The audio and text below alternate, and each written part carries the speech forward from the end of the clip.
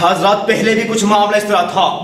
جو عالم کفر کے لوگ تھے وہ پہلے بے غیرت اور مردہ ضمیر کے لوگوں کو خرید کر کے صحابہ کرام پر اور نبی کریم صلی اللہ علیہ وسلم پر تبرہ کیا کرتے تھے.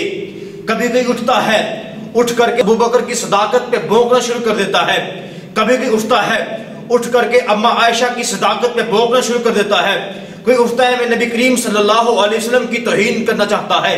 کوئی اٹھ کر کے میرے پیارے پیغمبر کے خاکے بنانا چاہتا ہے. کوئی اٹھتا ہے اٹھ کر کے کسی کا بس نہیں چلتا وہ عمر فاروق کی عدالت پہ بھونکنا شروع کر دیتا ہے. کوئی اٹھتا ہے وہ عثمان کے حیا پہ بھونکنا شروع کر دیتا ہے.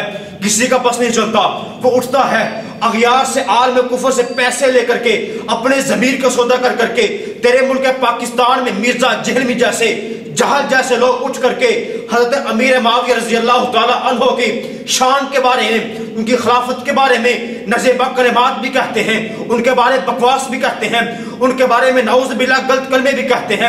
وہ امیر معاویہ جس کے بارے میں نبی کریم صلی اللہ علیہ وسلم نے فرمایا تھا اے امیر معاویہ تیرے جو گناہ ہو چکے ہیں کلمہ پڑھنے کے ساتھ اللہ نے تمام کو معاف فرما کر رکھ دیا ہے. آج کے بعد آسمان سے نازل ہونے والی وحی کا تو کاتب میں محمد تجھ کو مقرر کرتا ہوں. یہاں پہ بس نہیں, نبی کریم صلی اللہ علیہ وسلم نے جو 3 مرتبہ حضرت امیر معاویہ کے لیے خوشخبری دی تھی میں تذکرہ کرنا چاہتا ہوں. حضرت ام حرام بنت ملحان رضی اللہ تعالی عنہ فرماتی ہیں, بخاری شریف کی روایت ہے, فرماتی ہیں نبی کریم صلی اللہ علیہ وسلم نے فرمایا تھا پہلا لشکر جو جہادی جو سمندری جہاد پر روانہ ہو جائے گا اللہ تبارک و تعالیٰ نے اس لشکر کے لیے جنت کو واجب کر لیا. اٹھائیے بخاری, وہاں پہ آتا ہے حضرت امیر معاویہ پہلے وہ لشکر کے سپاہ سالار تھے جنہوں نے سمندری سفر کر کر کے جہاد کا نیوی فوج کا نظام قائم کر دیا. آگے چلیے, نبی کریم صلی اللہ علیہ وسلم نے فرمایا تھا اے امیر معاویہ تیرے لیے میں دعا کرتا ہوں کہ تو ہدایت والا بن جائے, اللہ تیرے لیے لوگوں کو ہدایت دے, تو ہدایت کا چشمہ بن جائے.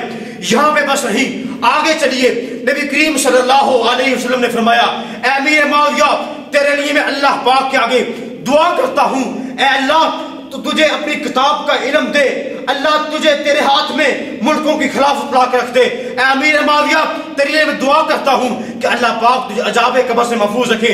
آگے چلیے, حضور والا جو حضرت امیر معاویہ کے بارے میں کبار صحابہ کرام نے حضرت امیر معاویہ کے بارے میں موقف دیا ہے. حضرت عبداللہ بن عباس رضی اللہ تعالی عنہ فرماتے ہیں کہ امیر معاویہ سے زیادہ آج تک میں نے پوری ان نظروں سے کوئی بڑا عالم نہیں دیکھا.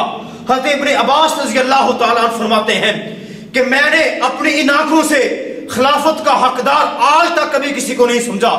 حضرت ام عائشہ رضی اللہ تعالی عنہ, وہ عائشہ جن کے لیے نبی کریم صلی اللہ علیہ وسلم نے کہا تھا مجھے دنیا میں اگر سب سے زیادہ کسی سے پیار ہے تو عائشہ رضی اللہ تعالی عنہ سے پیار ہے.